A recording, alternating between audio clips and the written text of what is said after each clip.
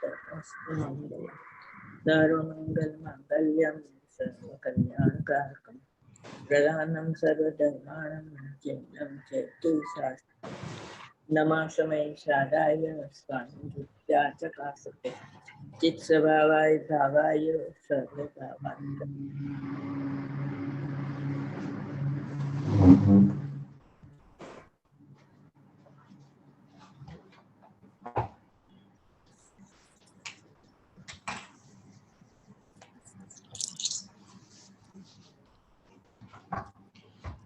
આપણે ઓલું કારણ કાર્ય છે ને શ્લોક જ હજી કરવાના છે ને 99 ને 102 બાકી છે. આમાં પેજ 170 માં આપણે અહીંયા મૂક્યું હતું ને આપ કી નાશ રૂપ ઈ શબ્દ કર્યો પછી આપણે ત્યાંથી મૂક્યું પેજ 170 લખેલું મેં એટલે 146 વાંચી લો. પરમાત્મા પ્રકાશ. અચ્છા, ઓકે, પરમાત્મા પ્રકાશનો વાંચો છો.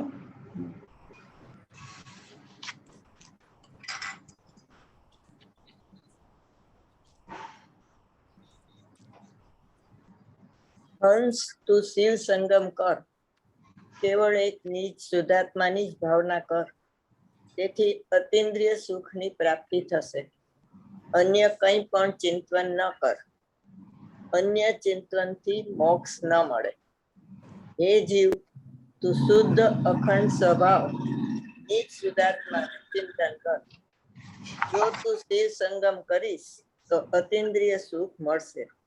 કેવળ આત્મજ્ઞાનથી જ અનંત સુખ મળે છે, બીજો કોઈ ઉપાય નથી. તેથી હે જીવ, તું અન્ય કંઈ પણ ચિંતન ન કર, પરના ચિંતનથી અવ્યાબાદ અનંત સુખરૂપ મોક્ષને નહીં પ્રાપ્ત કરી શકીશ. માટે નિજ સ્વરૂપનું જ ચિંતન કર. હે જીવ, તું કેવળ એક શિવ શબ્દથી વાચ્ય શુદ્ધ બુદ્ધ જેનો એક સ્વભાવ છે એવા માત્ર એક નિજ શુદ્ધાત્માની ભાવના કર.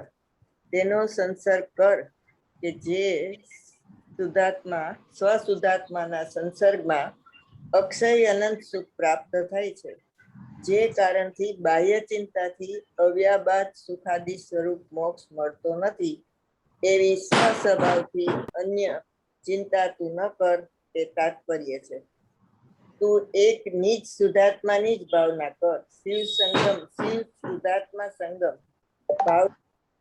એક શિવ સંગમ, શિવ એટલે ઉપદ્રવ રહિત, રાગ રહિત, આનંદ સ્વરૂપ ભગવાન શિવ સ્વરૂપ એવો જે શુદ્ધાત્મા, એનો સંગમ કર, એની ભાવના કર, એનો પરિચય કર.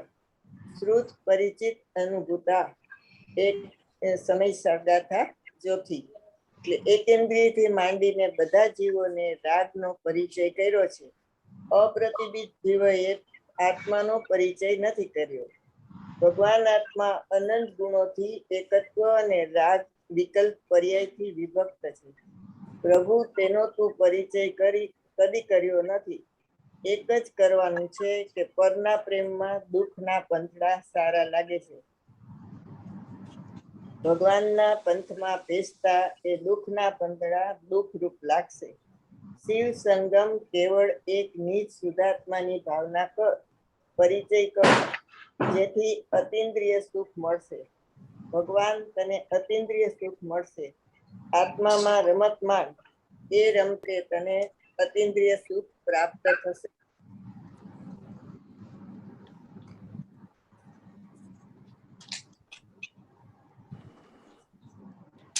રાગની રમતમાં તને નરક નિગોદ મળશે. એકવાર અંદર રમત તો માંડ. પરમાનંદની પ્રાપ્તિને ઘરે તારે જવું છે તો એકવાર હોશ અને હરખથી તું રમત તો માંડ આત્મા સાથે. તારે મોક્ષે જવું છે તો તેના માટે આ લોકોત્તર માર્ગ છે. આખી દુનિયા સાથે મેળ કાંઈ નથી. લોકો સમ્યક દર્શન વિના વ્રત ને તપ ને કલ્યાણ કરવા માંગે છે, એને અહીં ના પાડે છે. તેથી લોકો વિરોધ કરે છે. વિદ્વાનો સાથે મેળ નથી, ત્યાગી સાથે મેળ નથી, એને એકાંત લાગે છે, એ માર્ગ નથી. સમયસર ગાથા 156માં વિદ્વાનો મિથ્યા દ્રષ્ટિ માટે શબ્દ છે. નિયમસારમાં સમ્યક દ્રષ્ટિ માટે શબ્દ છે વિદ્વાન શબ્દ. શુભ ભાવના બધા વિકલ્પો દુઃખની ઝાડ. 156માં શેના માટે વિદ્વાન શબ્દ છે? અજ્ઞાનીને વિદ્વાન કીધો. અને નિયમસારમાં તો જ્ઞાનીને કેમ વિદ્વાન કીધો?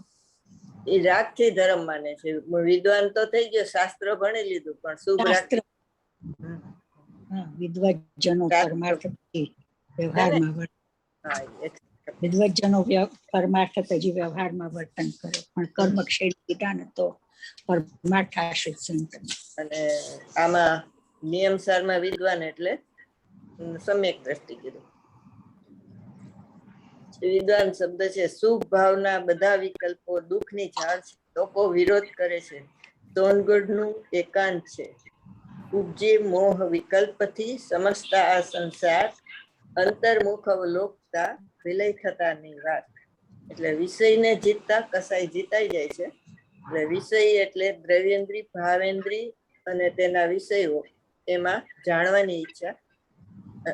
ના, દ્રવ્ય કર્મ, ભાવ કર્મ, નો કર્મ, એને જાણવાની ઈચ્છા, એને વિષય કહેવાય. અને દ્રવ્ય કર્મ, ભાવ કર્મ ને નો કર્મ ને કરવાની ઈચ્છા, એને કસાય કહેવાય. એટલે ઉપજે મોહ વિકલ્પથી, વિકલ્પથી એટલે અહીંયા વિષય છે, અને મોહ એટલે કસાય છે. એટલે ઇન્દ્રિય જ્ઞાન ને જીતો ને તો મોહ જીતાઈ જાય. એટલે વિષયને જીતતા કસાય જીતાઈ જાય. સમજતા સંસાર, અંતર્મુખ અવલોકતા વિલય થતાની વાત. શુદ્ધ બુદ્ધ ચૈતન્ય ધન, સ્વયં જ્યોતિ સુખધામ, બીજું કહીએ કેટલું, કર વિચાર તો પાપ. અન્ય કાંઈ પણ ચિંતન ન કર, બીજા વિકલ્પ અને ચિંતન છોડી દે. અતિન્દ્રિય આનંદના ધામમાં તારે જવું છે. ભગવાન આત્મા સ્વયં જ્યોતિ, જળહળ જ્યોતિ, એક ભગવાન છે, જેનાથી અતિન્દ્રિય સુખ મળે છે. જળહળ જ્યોતિ સ્વરૂપ એ શ્રીમદ રાજચંદ્રમાં આવે છે. તે પૂર્વ ભાવમાં મહાવીરના શિષ્ય હતા. નગ્ન દિગંબર ભાવલિંગી સંત હતા. 11મા ગુણસ્થાને ચડેલા હતા. અને પૂર્વના સંસ્કાર ઘણા એને શ્રીમદજીને, એટલે એકદમ અંદરથી રસ ને રુચિ હતી.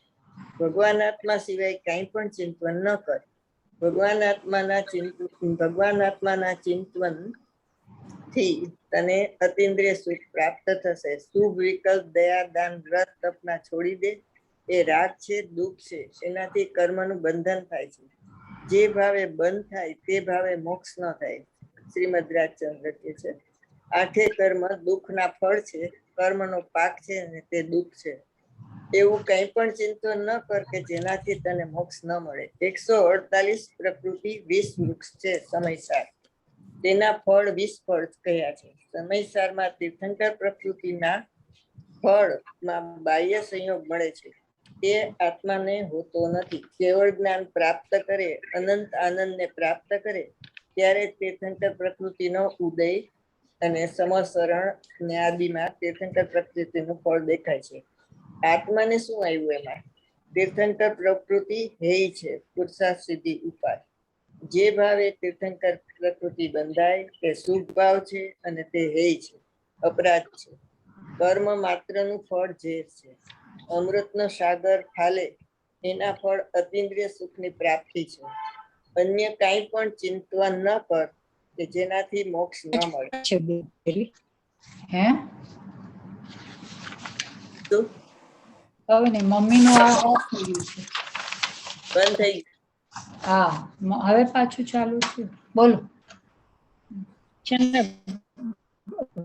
અવાજ ના, વચ્ચે કપાય છે, પણ કપાતો તો ના, ના, મારામાં બરાબર પ્રોબ્લેમ આવે છે કે મેં આમથી આમ તો પહેલા. ના, ના, બરાબર આવે છે હવે. જેમાં અતિન્દ્રિય આનંદની પ્રાપ્તિ ન થાય એ વિકલ્પ છોડી દે. હે જીવ, તું શુદ્ધ બુદ્ધ એક સ્વભાવ છો. એક કહો, અખંડ કહો, અભેદ કહો, એકાર્થ છે. ભગવાન આત્મા શુદ્ધ છે, પવિત્ર છે, બુદ્ધ છે, એટલે કે જ્ઞાનનો પિંડ છે. અખંડ સ્વભાવ છે, જેનો પર્યાયમાં ભેદ પણ પડતો નથી. એવો ત્રિકાળી સ્વભાવ નિજ શુદ્ધાત્માનું ચિંતન કર. અનાદિ અનંત શુદ્ધ છે, પર્યાયથી રહિત છે, માટે પ્રભુ શુદ્ધ છે. ભગવાન સ્વભાવથી જ પવિત્ર અને શુચિ છે. પર્યાયમાં આશ્રવો છે તે સ્વભાવથી જ સર્વથા અશુચિ છે. સમયસર ગાથા 72. અશુચિ છે, અપવિત્રી છે, જેમ જળમાં શેવાળની માફક પર્યાયમાં અપવિત્ર રાગ દેખાય છે તે ઉપર છે. પાણીમાં તેલના ટીપાનો પ્રવેશ નથી, તે ઉપર તરે છે, તેમ નિરાગી આત્મામાં રાગનો પ્રવેશ નથી.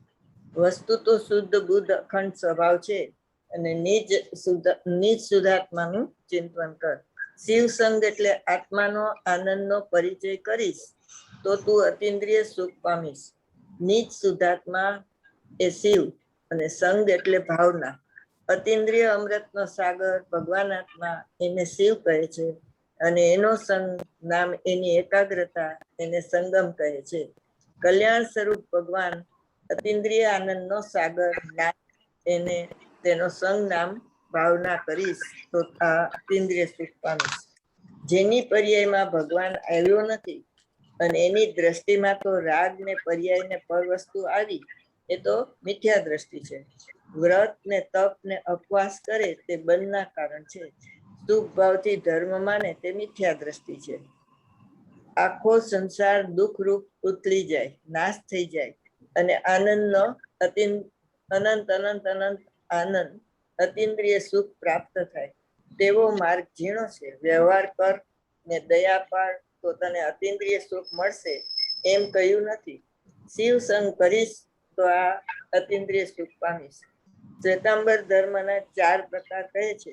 દાન કરવું, શરીરથી બ્રહ્મચર્ય પાડવું, ઉપવાસ આદિ તપ કરવું, અને ભગવાનની મૂર્તિ પાસે ભાવના પાડવી એ ધર્મ છે, પણ તે સુભરાગ છે અને કસાઈની મનતા છે. પરનો સંગ છોડ અને સ્વસંગ કર.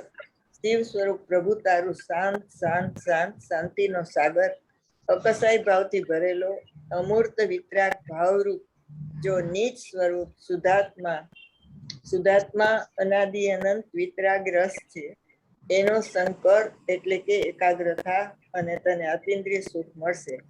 જેમ ઇન્દ્રિય જ્ઞાન જ્ઞાન નથી, અતિન્દ્રિય જ્ઞાન જ્ઞાન છે, તેમ ઇન્દ્રિય સુખ તે સુખ નથી, અતિન્દ્રિય સુખ તે સુખ છે. ઇન્દ્રિય સુખ તે ઝેર છે, અતિન્દ્રિય સુખ તે અમૃત છે.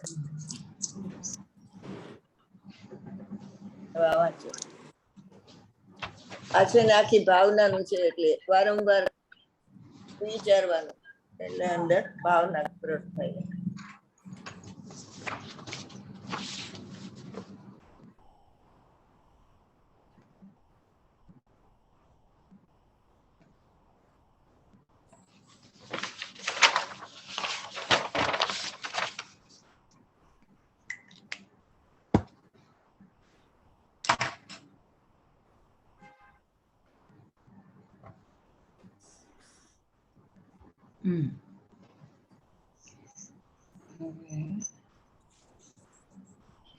ભવના પરિતાપનો જેમણે નાશ કર્યો છે.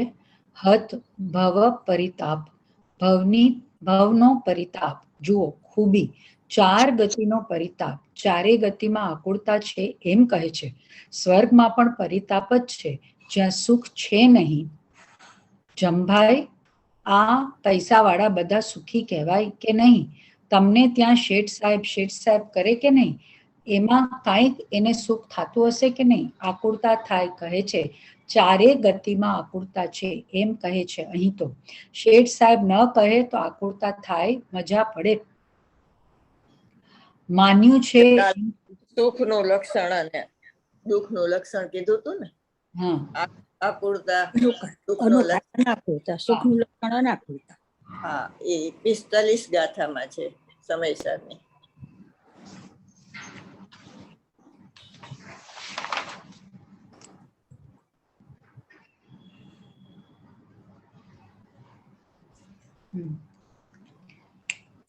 માન્યું છે એમ કહે છે. ત્યાં ધૂળની કલ્પના ઉઠે. એ મુલકચંદભાઈ શું કીધું? આકુળતા છે હત ભવ પરિતાપ. ભવનો પાછો એકલો તાપ નહીં, પરિતાપ. 4 ગતિના ભાવમાં અગ્નિ સળગે છે કહે છે. સમજાય છે કાંઈ? એ શેઠાઈ અને રાજાઈ અને દેવ એ બધા અગ્નિથી કશાયથી સળગે છે. તેઓ ભવ પરિતાપ તેનો હદ હણી નાખ્યો છે. જેણે ભાષા તો એમ જ આવે ને, ઉપદેશમાં શું આવે? જ્યાં ત્યાં મરવાની જ એકલી વાત છે. ઉત્તર, મારી નાખે છે, ઓલો કહે એમ ન લેવું. હવે મફતના પરમાત્મા પ્રકાશ આમ નથી કહ્યું. અરે અનાદિના હું, બંધનો મારનાર છો તું, એમ કહ્યું બાબુભાઈ. આત્માને એમ કહ્યું, તારો બંધ ભાવ સાથે રહેનારો, એને તે મારી નાખ્યો. બિચારા સાથે. પરમાત્મા પ્રકાશ છે ને, હા, એમાં 44, 45 ને 46 ગાથા છે. એટલે આમ ટીકા કરતા હોય એવું લાગે, પણ આમ વખાણ છે એમાં. એટલે ઓલો વિરોધ અલંકાર હોય ને એવી રીતે, એમ કે અનાદિનો બંધુ છે ને એને તે હણી નાખ્યો એટલે તું કૃતજ્ઞ છો. એટલે અનાદિનો બંધુ કોણ હતો? કર્મ. કર્મ અનાદિના એની સાથે હતા ને, એને હણી નાખ્યા. એટલે કે તે એમ કે વિશ્વાસઘાત કર્યો તારા ભાઈ સાથે એમ. પણ હકીકતમાં એ વખાણ છે કે કર્મ રહિત થઈ ગયા, તો એ વખાણ કહેવાય. પછી બીજું શું કે છે એમાં? એમ કે ઈ મુનિરાજ છે ને નગ્ન દિગંબર થઈ જાય છે ને, ચક્રવર્તી રાજા હોય તોય બધું છોડીને વયા જાય છે. એટલે એને દુનિયા બધા એમ કે આ તો પાગલ છે એમ, આટલો ધન વૈભવ બધું છોડીને વયા ગયા. પોતે તો પાગલ છે ને બીજાને પાગલ કરે છે પાછા. એટલે એનો ઉપદેશ સાંભળીને બીજા બધું છોડીને વયા જાય છે. એટલે એમ કે છે પાગલ છે, ગેલા છે એમ. અને બીજું એમાં એવું કે છે કે જે નીજ શત્રુ છે ને, નીજ શત્રુ એને છોડે છે, અને પર શત્રુ છે એને આધીન થાય છે. એટલે જે પોતે કર્મમાં હોય ને એને ભગવાન આત્મા શત્રુ જેવો લાગે, અને ભગવાન આત્મા છે એ પર, એને પર માને છે, અને કર્મને સ્વ માને છે. એટલે નીચ શત્રુને છોડે છે અને પર શત્રુને ગ્રહણ કરે છે એમ. એટલે અવળી વાણી કીધી એમ. એટલે શું પર શત્રુ કોને કીધું? નીચ શત્રુ એટલે શું? કર્મ. કર્મ છે ને નીચ શત્રુ છે ને તેને છોડી દીધા. હવે પર એના માટે ભગવાન આત્મા પર હતો, જે શત્રુને નીજ માનતો હતો તો એના માટે ભગવાન પર હતા. તો કે પરને આધીન થઈ ગયો એમ, પર શત્રુને આધીન થઈ ગયો. એટલે પોતે આત્માને સ્વાધીન થયો. તો સમજીએ જ નહીં હો, વાંચ્યું તેમ થાય તો કોણ પર શત્રુ હશે એમ જ થાય. હા, એટલે અવળવાણી છે એમ. એનો મેં ન કીધું અનાદિનો બંધુ છે એનો ઘાત કર્યો, તો અનાદિનો બંધુ કોને કીધું? કર્મને કીધું. કર્મને હણી નાખ્યા એટલે એને કે તમે તો વિશ્વાસઘાત કર્યો એમ, કે તમારી યારે અનાદિથી આવતા હતા ને એને જ તમે હણી નાખ્યા એમ. એવી રીતે અવળવાણીમાં વખાણ કર્યા છે એમ મુનિરાજના 44, 45 ને 46 ગાથામાં. સમયસારમાં પરમાત્મા પ્રકાશ. તારો બંધભાવ સાથે રહેનારો. ગુરુદેવ અત્યારે બોલે છે ને ઈ પરમાત્મા પ્રકાશ ગાથા છે. હા, બંધુનો મારનાર છો તું, એમ કહ્યું બાબુભાઈ. બંધુ એટલે બંધ, ખરેખર બંધુ એટલે બંધ થાય, અને બંધ નો અણનાર છો. એટલે કે આમ અવળી વાણીમાં એમ કીધું કે અનાદિનો તારો બંધુ હતો એને તે અણી નાખ્યો.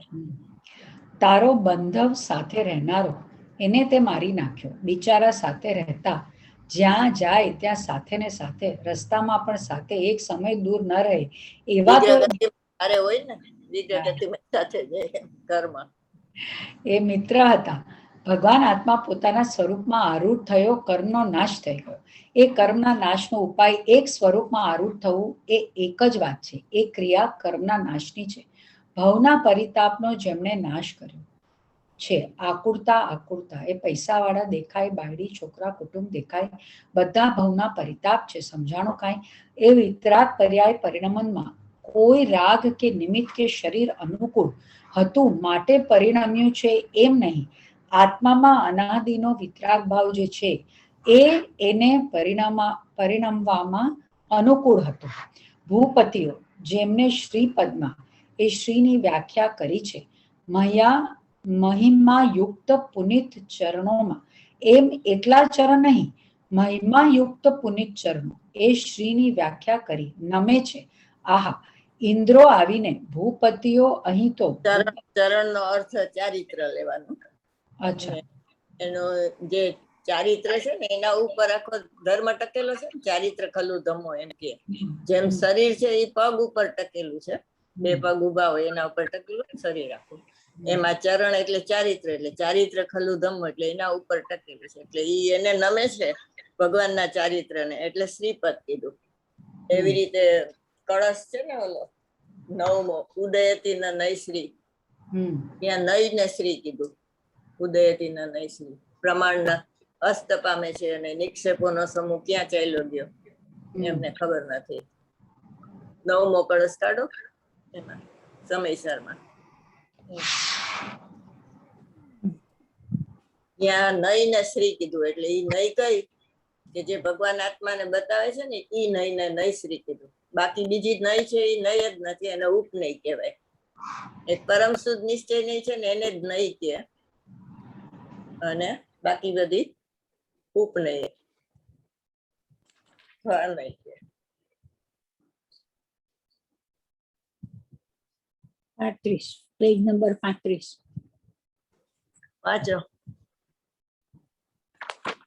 વાંચો. હું વાંચું? શ્લોકા હતા. હા, એકદમ નીચે શ્લોકા છે. આ ડિવાઇસ માંથી ખોલું છું ને એટલે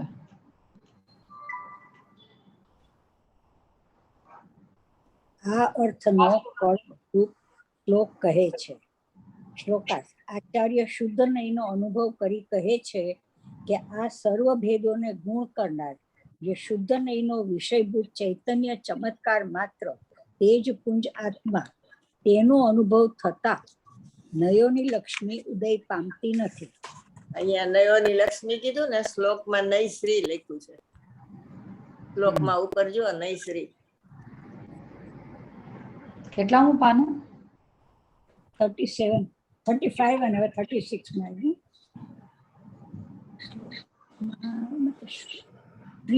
શ્રીપદ લખ્યું છે, નૈશ્રી નથી લખ્યું.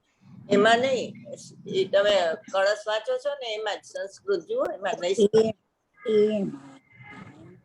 ઉદયતી ના નૈશ્રી એમ છે. ઉદયતી ના નયતી રસ્તમેતિ પ્રમાણમ પ્રમાણ જતો રહ્યો. બરાબર. આ 13મી ગાથાનો કળશ છે ને એમાં બીજી ટીકા છે ને એમાં એવું કીધું છે કે પ્રમાણ નહીં નિક્ષેપ થી ભગવાન આત્માને જાણવાનો, જેવો સર્વજ્ઞ ભગવાને કીધો છે ને એવો. પણ અનુભવના પ્રમાણ નહીં આવ્યું આમાં. આ શ્લોકમાં નહીં ને પ્રમાણ ને નિક્ષેપ ત્રણેય આવ્યું. હા, એટલે કહું છું ને ત્રણેય. 10મો શ્લોક છે કે 11? 9 બેટા, પેજ 35 ઉપર શ્લોક ઉપર પછી શ્લોકાર્થ એકદમ નીચે છે. નયશ્રી પણ છે, પ્રમાણ પણ છે અને સેકન્ડ લાઈનમાં નિક્ષેપ ચક્રમ પણ છે. એ નૈશ્રી કઈ છે કે જે નિરપેક્ષ નિશ્ચય નહીં છે ને એને નૈશ્રી કીધું. એ અનુભવ કરીને પછી અનુભવ કરાવીને પછી જતી રહે છે. પરમ શુદ્ધ નિશ્ચય નહીં જાય કે ને ભગવાન આત્માને વિશ્વ બનાવે એને નૈશ્રી કીધું. ને એ ઉપનય થી રહી જ છે, એટલે વ્યવહાર નય થી રહી જ છે એ નહીં. બરોબર. એટલે વાંચી જાઓ કળશ આખો વાંચી ગયા.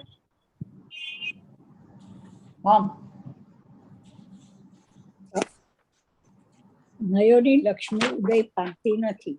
પ્રમાણ અસ્તને પ્રાપ્ત થાય છે અને નિક્ષેપોનો સમૂહ ક્યાં જતો રહે છે તે અમે જાણતા નથી. આથી અધિક શું કહીએ? દ્વૈત જ પ્રતિભાસિત થતું નથી.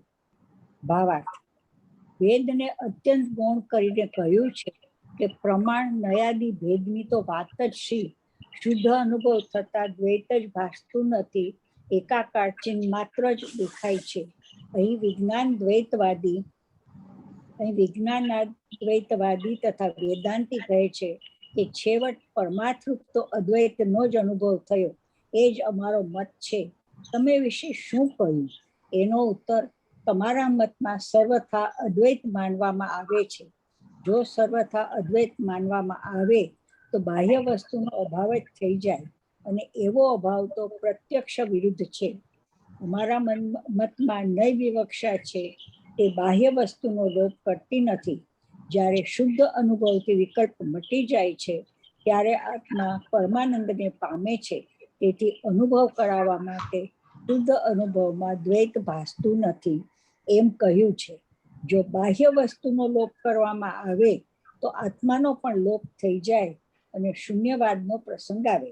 માટે તમે કહો છો તે પ્રમાણે વસ્તુ સ્વરૂપની સિદ્ધિ થઈ શકતી નથી, અને વસ્તુ સ્વરૂપની યથાર્થ શ્રદ્ધા વિના જે શુદ્ધ અનુભવ કરવામાં આવે તે પણ મિથ્યારૂપ છે. શૂન્યનો પ્રસંગ હોવાથી તમારો અનુભવ પણ આકાશના ફૂલનો અનુભવ છે. પછી બીજો આશ્રવ અધિકારનો કળશ છે ને, છેલ્લેથી બીજો, એમાં નઈ પરિચિતા કીધું છે. એટલે નઈ પરિચિતા એટલે કે શુદ્ધ નહીંથી જે પરિચિત થાય છે ને, એટલે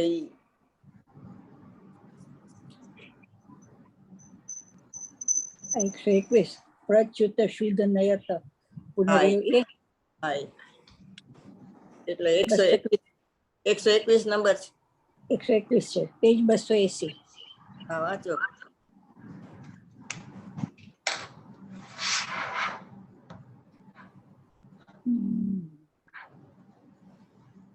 હવે કહે છે કે જો શુદ્ધ નહીંથી ચૂત થાય તેવો કર્મ બાંધે છે. શ્લોકાર્થ. જગતના જેવો શુદ્ધ નહીંથી ચૂત થઈને ફરીને રાગાદિના સંબંધને પામે છે એવા જીવો જેમણે જ્ઞાન છોડ્યું છે એવા થયા થતા પૂર્વબદ્ધ દ્રવ્યાશ્રવો વડે કર્મબંધને ધારણ કરે છે, કર્મોને બાંધે છે, કે જે કર્મબંધ વિચિત્ર ભેદોના સમૂહ વાળો હોય છે, અર્થાત જે કર્મબંધ અનેક પ્રકારનો હોય છે. શુદ્ધ નહીં ભાવાર્થ. શુદ્ધ નહીંથી ચૂત થવું એટલે હું શુદ્ધ છું એવા પરિણામથી છૂટીને અશુદ્ધ રૂપે પરિણમવું, એ અર્થાત મિથ્યા દ્રષ્ટિ બની જવું તે. એમ છતાં જીવને મિથ્યાત્વ સંબંધી રાગાદિક ઉત્પન્ન થાય છે.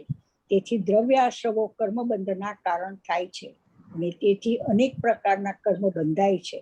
આ રીતે શુદ્ધ નહીં ચૂત થવાનો અર્થ શુદ્ધતાના ભાનથી સમ્યક્ત્વથી ચૂત થવું એમ કરવું. ઉપયોગની અપેક્ષા અહીં ગૌણ છે. અર્થાત શુદ્ધ નહીંથી ચૂત થવું એટલે શુદ્ધ ઉપયોગથી જ ચૂત થવું એવો અર્થ અહીં મુખ્ય નથી. કારણ કે શુદ્ધોપયોગ રહેવાનો કાળ અલ્પ હોવાથી માત્ર અલ્પકાળ શુદ્ધોપયોગ રહીને પછી તેનાથી છૂટી જ્ઞાન અન્ય જ્ઞેયોમાં ઉપયુક્ત થાય તો પણ મિથ્યાત્વ વિના જે રાગનો અંશ છે તે અભિપ્રાયપૂર્વક નહીં હોવાથી જ્ઞાનીને માત્ર અલ્પબંધ થાય છે, અને અલ્પબંધ સંસારનું કારણ નથી.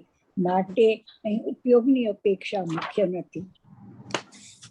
હવે જો ઉપયોગની અપેક્ષા લઈએ તો આ પ્રમાણે અર્થ ઘટે. જીવ શુદ્ધ સ્વરૂપના નિર્વિકલ્પ અનુભવથી છૂટે, પરંતુ સમ્યક્ત્વથી ન છૂટે તો તેને ચારિત્ર મોહનારાથી કંઈક બંધ થાય છે. તે બંધ જો કે અજ્ઞાનના પક્ષમાં નથી તો પણ તે બંધ તો છે જ.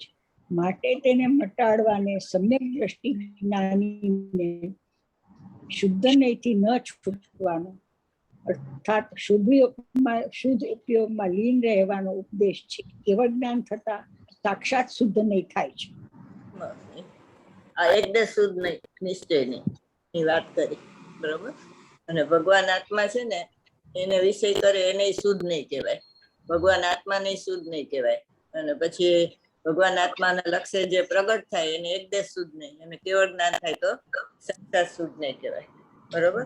એટલે આ શ્રી પદ ઉપરથી આપણે નઈ શ્રી લીધું, અને નઈ શ્રી ઉપરથી નઈ પરિચિતા લીધું. કે નઈ કોને કહેવાય? કે શુદ્ધ નહીં ને જ નહીં કહે છે, બાકી બધા ઉપનય થી રહી છે એમ કે છે. એટલે દેવસેનાચાર્યનું નય ચક્ર છે ને, એમાં એમ કીધું અભેદ ને અનુપચાર જેનો વિષય છે અને ઉપનય થી રહી છે, નિરપેક્ષ શુદ્ધ ની વાત છે, બરોબર. અહીંયા જે કીધું એ આપણે એકદેશ શુદ્ધ નિશ્ચય ની વાત છે. નઈ પરિચિતા કીધું ને, એમાં એકદેશ શુદ્ધ નિશ્ચય છે. ત્રણ કંઈક કીધું ને, આને શુદ્ધ નહીં ને આને શુદ્ધ નહીં, શું કીધું કે ત્રણ ચીજને કઈ કેવળ જ્ઞાન તો દીધી છે એકવાર. બોલો ફરી અમારે દરેક વખતે લખવાનું. ચાલો લખો તો. શુદ્ધ નહીં છે ને એક જ છે, કારણ કે એનો વિષય એક જ છે, ભગવાન આત્મા, બરોબર. શુદ્ધ નહીં ને જે બે માને ને એ સર્વજ્ઞના મતની બહાર છે, એમ પંચાધ્યાયમાં કીધું.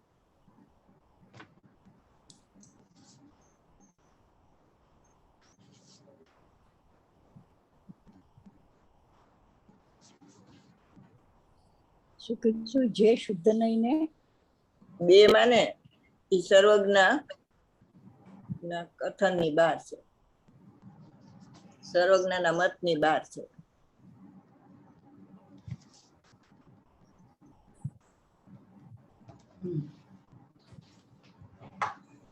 પંચાધ્યાયમાં એવું. હવે શુદ્ધ નહીં છે ને એ વિષય કોને કરે છે? ટીકાળી ધ્રુવ ભગવાન આત્માને. તો શુદ્ધ નહીં એ એક જ છે ને ભગવાન આત્મા એક છે, તો વિષય શુદ્ધ નહીં ને વિષય કહેવાય, ભગવાન આત્માને વિષયી કહેવાય. તો વિષય ને વિષયને અભેદ કરીને ભગવાન આત્માને શુદ્ધ નહીં કીધું. બરોબર? વિષય ત્રિકાળી અને વિષય વિષયી શુદ્ધ નહીં, વિષય શુદ્ધ નહીં. વિષયી શુદ્ધ નહીં, અને એનો વિષય છે ત્રિકાળી ધ્રુવ ભગવાન આત્મા. એ એક છે ને શુદ્ધ ને એક છે, એટલે બે માં એક એક કોમન થઈ ગયું. કોમન કાઢી નાખો તો ભગવાન આત્માને શુદ્ધ નહીં કહેવાય. કીધું વિષય શુદ્ધ છે અને વિષય શુદ્ધ છે એમ કીધું ને? નહીં નહીં, વિષયી શુદ્ધ નહીં છે, વિષયી શુદ્ધ. હા, અને એનો વિષય વિષય છે એ ત્રિકાળી ભગવાન આત્મા છે. એ એક છે અને શુદ્ધ ને એ એક છે, એટલે એક એક કોમન કાઢી નાખ્યું તો ભગવાન આત્માને શુદ્ધ નહીં કહેવાય. આ બીજું શુદ્ધ નહીં આવ્યું. બરોબર? એનો વિષય શુદ્ધ નહીં છે અને તેનો વિષય ભગવાન આત્મા છે. વિષય ને વિષયમાં સમજાણું? મોમ તમે ઊંધું લખ્યું છે. હા, એટલે વિષય કોને કહેવાય? વિષય વિષય ભગવાન આત્મા ને નહીં, શુદ્ધ નહીં ને કહેવાય. વિષય બરોબર, શુદ્ધ મેં આમાં એમ જ લખ્યું છે ભગવાન આત્માને વિષય કહેવાય અને શુદ્ધ નો નહીં કહેવાય. વિષય કહેવાય. એ બધું લખ્યું છે. હવે આને મને ઊંધું લખ્યું એટલે ઊંધું બોલી, પછી લખ્યું ના, હતું નો કહેવાય. એકદમ ઊંધું બોલ્યા. વિષય વિષય મેં લખ્યું હતું એનાથી બે કીધું તમે ઊંધું લખ્યું છે એટલે મેં ઊંધું બોલી, પછી લખ્યું હતું એને ઊંધું બોલી. લખ્યું તું રાઈટ મેં. લખ્યું છે શું? બોલો. ભગવાન આત્માને વિષય કહેવાય, નો અને કહેવાય, શુદ્ધ નો કહેવાય. બેન કે છે નો. કીધું કે કહેવાય. વિષય કહેવાય. ભગવાન આત્માને વિષય કહેવાય. વિષય એ ત્રિકાળી ધ્રુવ ભગવાન આત્મા અને વિષય ઈ વિષયી આખું વિષયી જ આવે. બે માં વિષય, મેં બે માં વિષય લખી નાખ્યું. ચાલો કઈ વાંધો હવે એમ વિષય નો. કરી નાખ્યું. વિષય કરે છે ભગવાન તો શુદ્ધ નહીં. એ કહેવાય અને વિષય શુદ્ધ નહીં છે, અને તેનો વિષય ભગવાન આત્મા છે. હા, એમ. બરોબર? હા, એટલે શુદ્ધ નહીં છે ને એ વિષય કરે છે, અને ભગવાન આત્મા એ વિષય છે. બરોબર? એટલે એને વિષય ઈ કહેવાય ને અને વિષય. પછી ભગવાન આત્માનું લક્ષ કર્યું ને એટલે પર્યાયમાં એક દેશ શુદ્ધતા થઈ ને એને એક દેશ શુદ્ધ નિશ્ચય નહીં કહેવાય, એક દેશ શુદ્ધ નહીં કહેવાય. ભગવાન આત્માનું લક્ષ કર્યું. હા, એટલે પર્યાયમાં એક દેશ શુદ્ધ નિશ્ચય શુદ્ધ નહીં પ્રગટ થઈ. પર્યાયમાં એક દેશ શુદ્ધ શુદ્ધ નહીં પ્રગટ.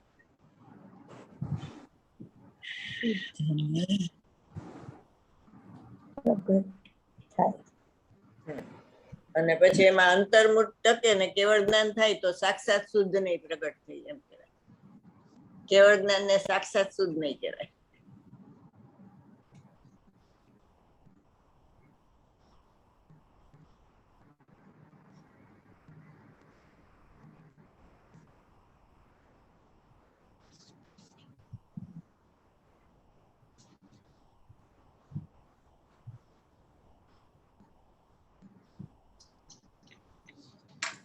અવશ્રુત પ્રમાણ જ્ઞાન પ્રગટે ને ત્યારે નિશ્ચય ને વ્યવહાર એટલે કે શુદ્ધ નહીં અને વ્યવહાર બે સાથે પ્રગટે.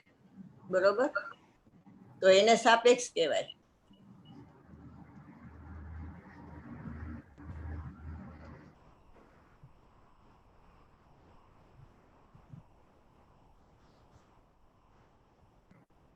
ઈ સાપેક્ષ શુદ્ધ નહીં છે.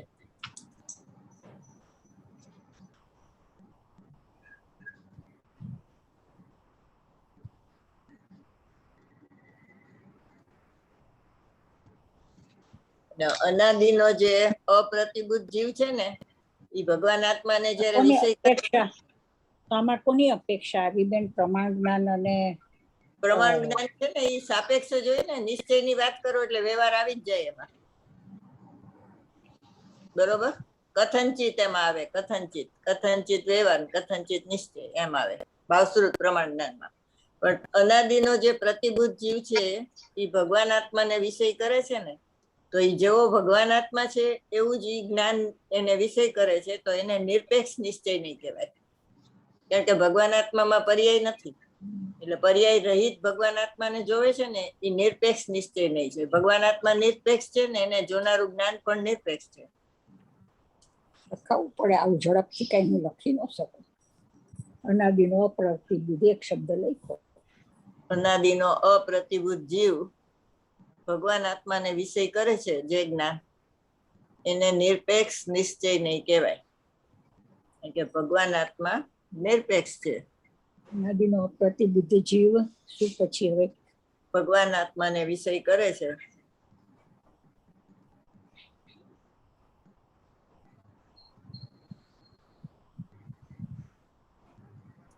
ઈ જ્ઞાનને નિરપેક્ષ નિશ્ચય નહીં કહેવાય.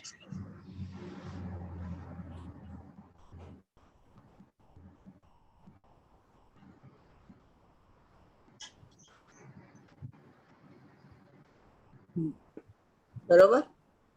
કારણ કે ભગવાન આત્મા નિરપેક્ષ છે તો એને જોનારું જ્ઞાન પણ નિરપેક્ષ છે. બરોબર? હવે ઈ નિરપેક્ષ નિશ્ચય નહીં છે ને એ ઉપનયથી રહિત છે. એટલે ભગવાન આત્મા પર્યાયથી રહિત છે તો એને જોનારું જ્ઞાન પણ ઉપનયથી રહિત છે, વ્યવહાર નહીંથી રહિત છે. એ ઉપનયથી રહિત છે. હા, નિરપેક્ષ નિશ્ચય નહીં છે ને એ ઉપનયથી રહિત છે. ઓલી સાપેક્ષ છે ને એ ઉપનયથી રહિત નથી. બરોબર?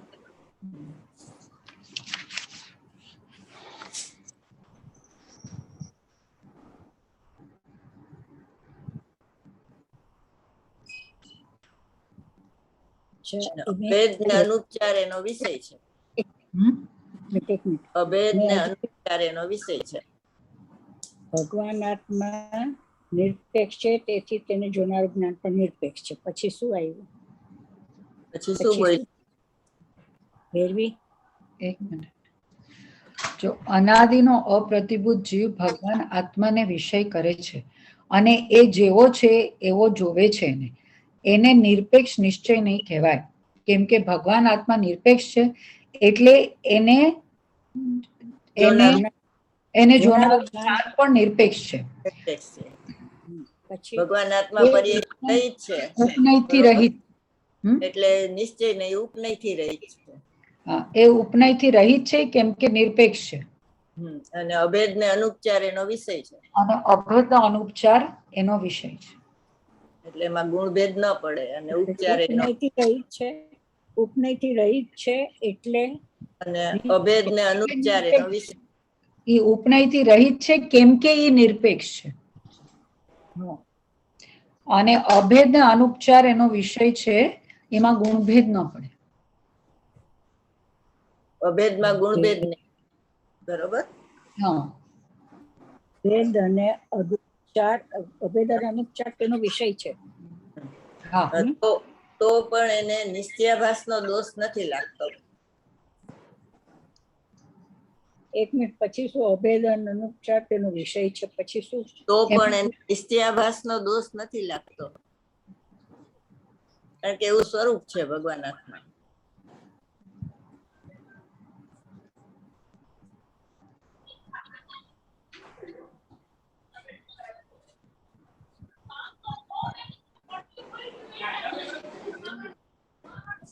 દેવસેનાચાર્યનું નય ચક્ર, પાનું 31-32.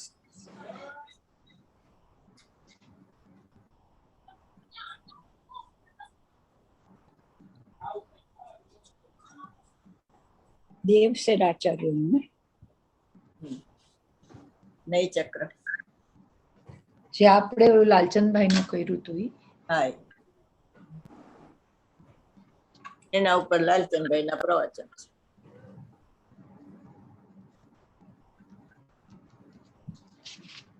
હું સર્વથા શુદ્ધ છું એમ કહે તો એમાં નિશ્ચયવાસનો દોષ ન લાગે, કારણ કે ભગવાન આત્મા એવો છે. અને દ્રવ્ય તે નિશ્ચય ને પર્યાય તે વ્યવહાર, બરોબર.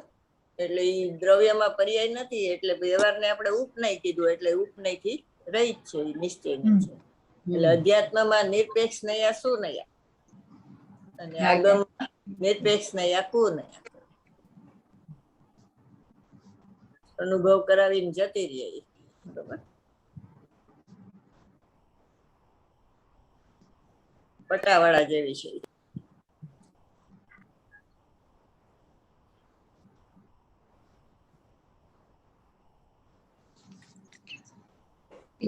કુનયા એટલે કીધું કારણ કે અનુભવ કરાવીને જતી રહે. નહીં, આગમમાં નિરપેક્ષ નયા કુ નયા કહેવાય. હા હા, ઓલી નિરપેક્ષ નયા ને શું નયા કીધું ને, એનું કારણ શું? એ અનુભવ કરાવીને પછી જતી રહે છે.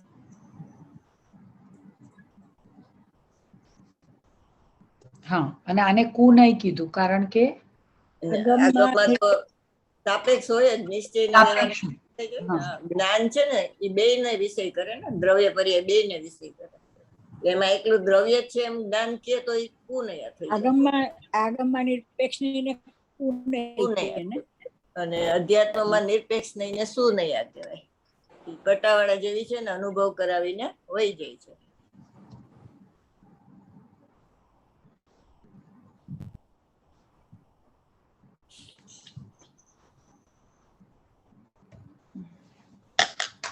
ચાલો વાંચો.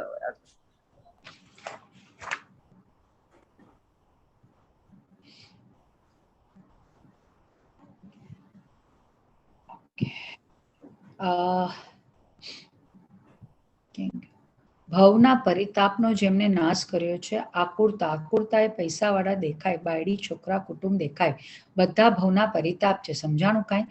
એ વિતરાગ પર્યાય પરિણમનમાં કોઈ રાગ કે નિમિત્ત કે શરીર અનુકૂળ હતું માટે પરિણમ્યું છે એમ નહીં. આત્મામાં અનાદિનો વિતરાગ ભાવ જે છે એ એને પરિણમવામાં અનુકૂળ હતો. ભૂપતિઓ જેમના શ્રીપદ છે એ શ્રીના વાક્યની વ્યાખ્યા કરી છે મહિમાયુક્ત પુનિત ચરણોમાં. એમ એકલા ચરણ નહીં, મહિમાયુક્ત પુનિત ચરણો એ શ્રીની વ્યાખ્યા કરી. નમે છે. આહા, ઇન્દ્રો આવીને ભૂપતિઓ, અહીં તો ભૂપતિ છે, તત્વ વિજ્ઞાન દક્ષ. ત્યાં આવ્યું ને, નહીં તો 98માં સજયતી જીત કોપ, જેણે કોપને તો જીત્યો છે, દ્વેષનો અંશ નથી. કંઈક પ્રતિકૂળતા હોય તો અણગમો થાય એ વાત ભગવાનને રહી નથી.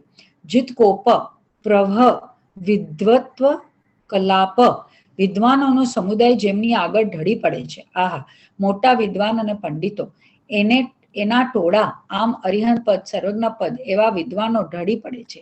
એમ વિદ્વાનો એટલે જ્ઞાનની દશા ગમે તેટલી પ્રગટી હોય એ બધા સ્વભાવમાં ઢળી પડે છે. સમજાય છે કાંઈ? એવું એ અરહંત પદ છે, એવું એ તો આત્મપદ છે. તે શ્રી પદ્મપ્રભનાથ જયવંત છે. સજયતી જયવંત છે એમ કહે છે. આવા ભગવાન જાણે સાક્ષાત સંવત્સરણમાં બિરાજતા હોય, જેના પદમાં નમે છે. એનો અર્થ ક્યાં ભગવાનને પગ છે ત્યારે? સિદ્ધમાં તો પગ નથી, પણ અહીં હતા એમ જાણે નજરે તરવરે છે. એમ ભગવાન આત્મા પણ વર્તમાનમાં પૂર્ણ વિદ્યમાન આનંદનું તત્વ દ્રષ્ટિમાં તરવરે છે, જયવંત વર્તે છે. એ વસ્તુ જયવંત વર્તે છે. અહીં ભગવાન જયવંત વર્તે છે. અહીં જેણે દ્રષ્ટિ અને જ્ઞાને આખી ચીજને પકડી છે એ વસ્તુ જયવંત વર્તે છે. આહા, એ 98મો શ્લોક થયો.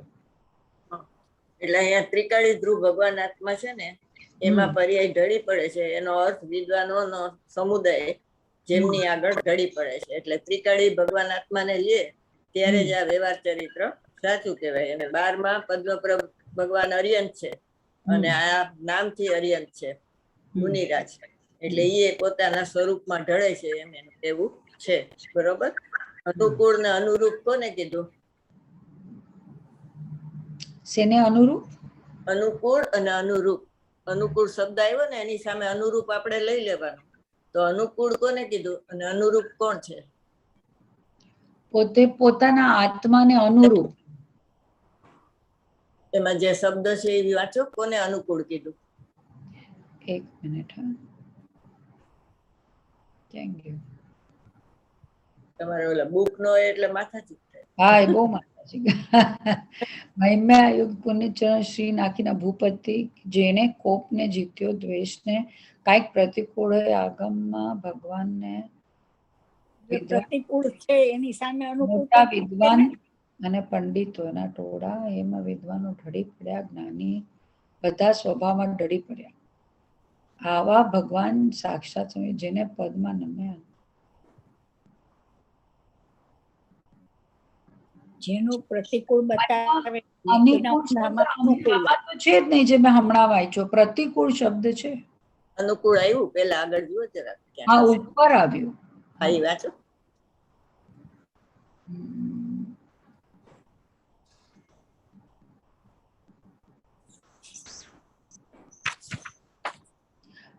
આકુળતા, અનુકૂળ. હા. એ વિતરાગ પર્યાય પરિણમનમાં કોઈ રાગ કે નિમિત્ત કે શરીર અનુકૂળ હતું માટે પરિણમ્યું છે એમ નહીં. આત્મામાં અનાદિનો વિતરાગ ભાવ જે છે એને પરિણમવામાં અનુકૂળ હતો. હા. વિતરાગ ભાવ જે છે એને અનુકૂળ કોને કીધું? વિતરાગ ભાવને.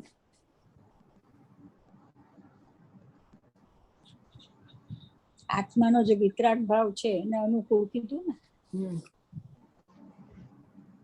અને અનુરૂપ કોને કહેવાય? અનુકૂળ એટલે શું ને અનુરૂપ એટલે શું? અનુકૂળ એટલે જેમાં યોગ્ય સરકમસ્ટેન્સીસ હોય ને એને અનુકૂળ કહેવાય. અને અનુરૂપ એટલે એના જેવું છે એના જેવું જ એને અનુરૂપ કહેવાય. હા, પણ એ તો શબ્દનો અર્થ કર્યો. આમ અનુકૂળ ને અનુરૂપ કોને કહેવાય?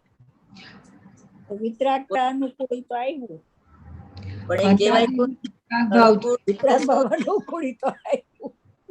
એને પરિણમવામાં અનુકૂળ આવે એમ શબ્દ આપ્યો છે. એટલે વિતરાગ ભાવને માટે નથી કીધો. બરોબર છે. અનુકૂળ પરિણમવામાં આવે એને શું કહેવાય? એને વિતરાગ ભાવ, વૈરાગ્ય. તો ઈનો ઈ શબ્દ કયો છે, એને નિમિત્ત કહેવાય અને અનુરૂપ ને ઉપાદાન કહેવાય. ત્રિકાળી ધ્રુવ ભગવાન આત્મા નિમિત્ત છે. હા. અને ઓલ પર્યાય થઈને એ અનુરૂપ છે, એને ઉપાદાન કહેવાય. એટલે પર્યાય ઉપાદાન કીધી. ક્ષણિક ઉપાદાન છે ને એ પરિણમે છે ત્યારે એનું લક્ષ્ય છે ત્રિકાળી ભગવાન આત્મા ઉપર છે. બરોબર. એટલે રાગ ને એ બધું નિમિત્ત નથી થતું એને. લખ્યું ને 3 રાગ, પર્યાય અને ભેદી, કઈ નિમિત્ત ન થાય. પણ ભગવાન આત્મા એને નિમિત્ત કીધું. ઈ એને અનુકૂળ છે. વિતરાગ ભાવ છે ને એ અનુકૂળ છે ને એના લક્ષ્ય વિતરાગ ભાવ પર્યાયમાં પરિણમ્યો. પણ એ વિતરાગ ભાવ ક્ષણિક ઉપાદાન છે અને એના ષટકારક થી થયું છે. ભગવાન આત્મા તો કેવો છે? અકાર્ય કારણ. નિમિત્ત અકંચિત કરી દીધું ને, તો અહીંયા ભગવાન આત્મા એ અકિંચિત કરશે. એ એનું કારણ નથી અને એનું કરતા નથી. બરોબર. એ ષટકારક થી થઈ ને એટલે એનું કારણ ઈ જ કરતા ઈ. ઉપાદાન કોને કીધું બેન? ઉપાદાન કોને કીધું? ત્રિકાળી ધ્રુવ ભગવાન આત્માને નિમિત્ત કહેવાય. નિમિત્ત કહેવાય.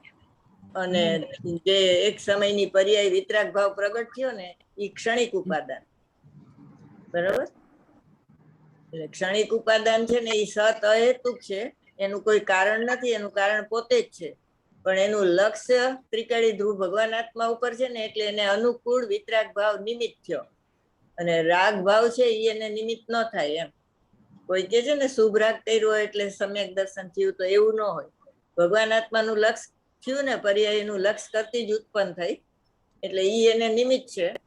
અને એનો જે ક્ષણિક ભાવ છે ને જે શુદ્ધ, ઈ ક્ષણિક શુદ્ધ ઉપાદાન, ઈ એના ષટકારક થી થયું છે. એટલે ઈ જ કરતા, ઈ જ કર્મ, ઈ જ કરણ, ઈ જ સંપ્રદાન, ઈ જ ઉપાદાન ને ઈ જ અધિકરણ.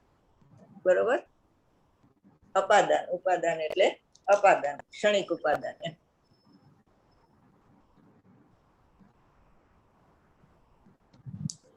અનુકૂળ હોય ને એને નિમિત્ત કહેવાય, અનુરૂપ ને ઉપાદાન કહેવાય. ભગવાન આત્મા નિમિત્ત કારણે નથી અને ઉપાદાન કરતા નથી. અનુકૂળ કીધું ને એટલે અકિંચિત કર છે, વિતરાગ ભાવ કરવામાં.